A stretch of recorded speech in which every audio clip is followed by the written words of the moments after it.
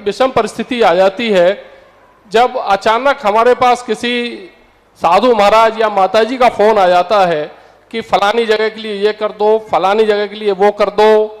और कई बार ऐसा होता है कि हम करना नहीं चाहते, या कई बार ऐसा होता है कि हमारी शायद उस वक्त शक्ति ना हो करने की, तो बड़ा असमंजस हो जाता है कि हम कैसे उनको महाराज श्री को मना करें, कैसे मना करने से अवमानना होती है, पाप के भागी होते हैं, कैसे इस दुविधा से हम बचें, कृपया मार्गदर्शन दीजिए। ये सारी आपकी कमी है कि आप स्वाध्यायशील नहीं। आपको पहले ही सोचना चाहिए कि साधु की परिभाषा क्या है। पहली बात तो आपके पास साधु का फोन आया, तो साधु जब स्वयं फोन कर रहा है तो वो साधु कहाँ रहा। अब जब साधु ही नहीं है तो फिर साधु का फोन कहाँ से आ गया। साधु के जो फोन, जरा तालियां बजा दी, मतलब समझिएगा, गहरा मतलब। कई लोग कहते हमें रात के 12 बजे 1 बजे साधु का फोन आया। अरे भाई, जब फोन आया तो साधु कैसा है? साधु का फोन कहाँ है? साधु का फोन नंबर कहाँ से आ गया? तो पहली बार इस प्रकार के साधुओं के, आरिकाओं के किसी के फोन आते हैं तो आप एक ही बात का आवाज़ लगाइए ना, ये वो कहेंगे मैं साधु बोल रहा हूँ।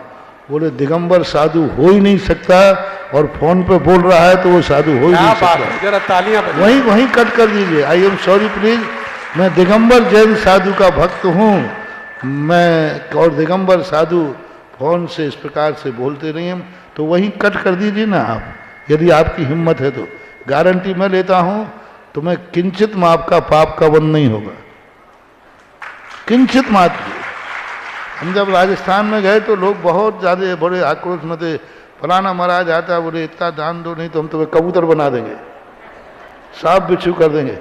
तो मैंने वहाँ से कहा कि जब वो साधु इतनी शक्ति रखता है कबूतर बना दे, तो मुझे भी जोश आ गया। मैंने भी जिंदगी मक्खियाँ नहीं भगाई, तो मैंने भी घोषणा कर दी नहला पे दहला।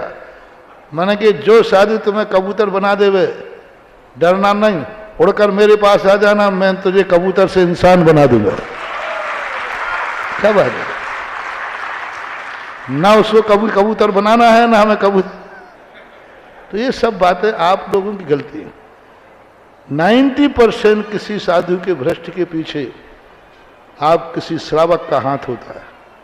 साधु बिना ईंधन की अग्नि है साहब, बिना ईंधन की अग्नि है। ईंधन है आप लोग, आपका भाई लोग, आपके साथ वाले, ये ईंधन है। साधु बिना ईंधन की, भगवान महावीर स्वामी ने अपने साधु को बिना ईंधन की अग्नि बना दिया है। तेरे पास कोई ईंधन नहीं है, क्या करेगा? श्रावक ला करके ईंधन बनता है। कोई भी साधु स्वयं मोबाइल नहीं लाता, कोई श्रावक देता है। कोई साधु का नंबर नहीं होता, तुम अपना नंबर देते हो।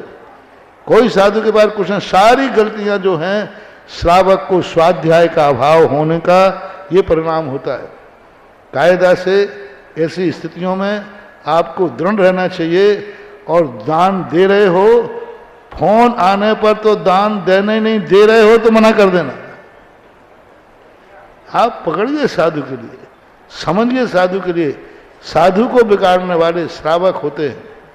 यदि श्रावक समझ जाए कि हमारे साधु की चर्या क्या है, तो फिर ये निमित्त बनेंगे ही नहीं।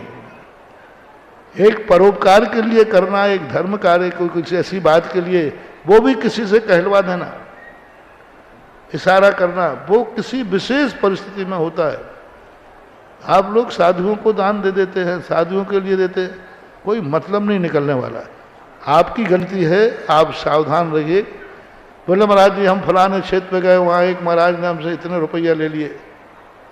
तो मैंने कहा ये बताओ जेब में से निकाल के किसने दिए थे? रक्षाबंधन के उन्होंने से जेब में से निकाल लिए थे कि तुमने दिए थे?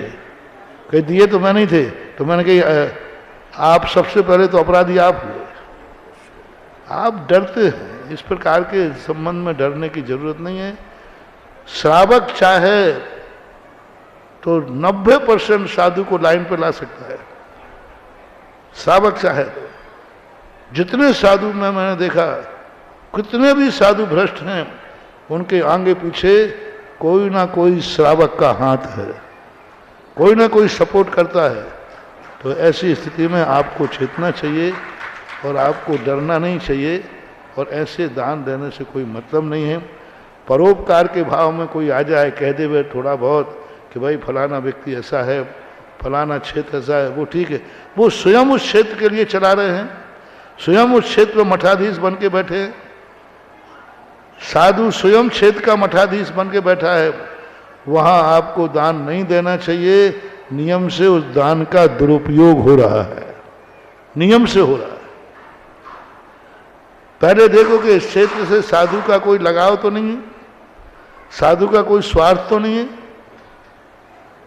साधु का उपदेश, मैंने एक बार कहा था, जब भी कोई तुम्हें उपदेश देवे तो सबसे पहले ये देखना कि जो उपदेश दे रहा है इसका कोई स्वार्थ तो नहीं है।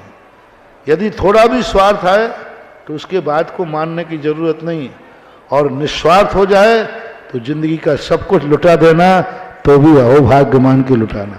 स्वार्थ नहीं होना चाहिए।